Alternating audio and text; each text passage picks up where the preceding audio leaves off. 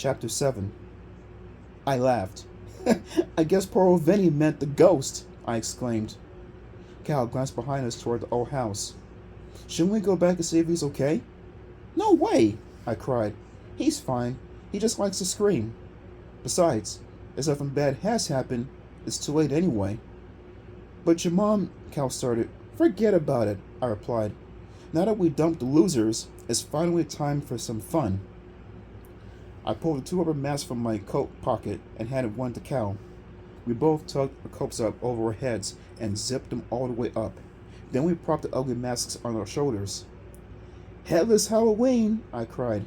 Come on, let's find some victims. The street next to the middle school was crawling with trick-or-treaters. Cal and I waited behind a tall hedge. When some kids came by, we jumped out in front of them and tugged off our masks. Headless Halloween! Cal and I growled. The kids screamed like crazy. We made our way down the block, terrifying kids right and left. Without even trying, I made two little boys burst into tears. A few minutes after that triumph, Cal and I jumped out into the street and made another boy fall off his bike. I'm getting hungry, Cal said, his voice muffled under his coat. No problem, I replied.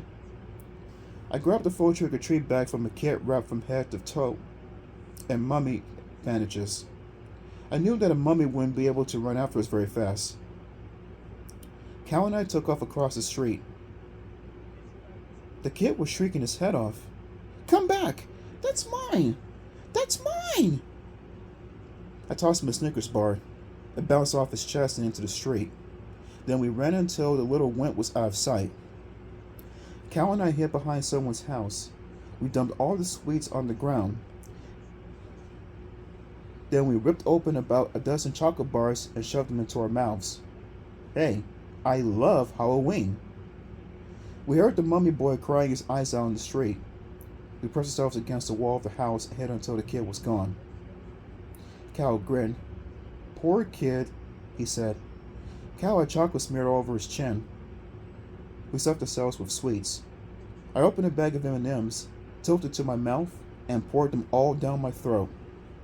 Yum. Let's go, I said, burping up chocolate. We've got to get to Mr. Ben's house, remember? Are we just going to leave all this chocolate on the ground? Cal asked, still chewing. No, bring her with us, I replied. We might get hungry while we're wrecking Mountain's house. Cool, Cal said, swallowing a mouthful of marshmallows. He shoved the load of sweets back into the bag. Then we tucked our heads under our coats and walked headless up the hill toward Mr. Benson's house. The moon had disappeared behind heavy black clouds. The houses ended as we neared Raven's Ravine, and the street grew very dark.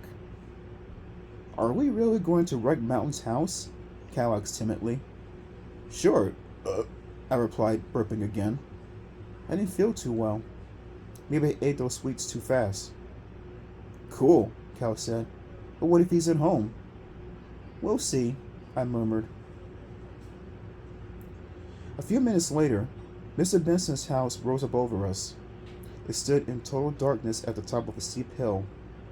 It reminded me of an evil castle, all stone, with tiny windows and a tall, round tower at one end. I squinted past the house towards the ravine, too dark to see anything back there. The house is dark, I said. Maybe he went out. Maybe just went to bed, Cal suggested. We took a few steps up the front lawn. Then we both gasped as a side door swung open. I ducked behind a tall bush and pulled Cal beside me. Peering around the bush, I saw Mr. Benson lumber out into the driveway. He tilted his head back, checking out the sky. Then he disappeared into the stone garage to the right of the house. Cal and I ducked low behind the bush. A few seconds later, we heard a car engine start up. The teacher's black minivan backed down the drive and sped away. I chuckled. He needs a van. He doesn't fit into a car. Cal sniggered too, his eyes on the old house. Are we going in? Why not? I replied. It's Halloween, isn't it? Time for a little Halloween mischief. We stepped out from behind the bush. took 2 or 3 steps up the sloping lawn toward the house, and stopped when we heard the angry growls. Dogs? I choked out. Yes. Before Cal and I could move, 2 enormous red-eyed dogs came charging at us, snarling furiously, heads lowered in attack.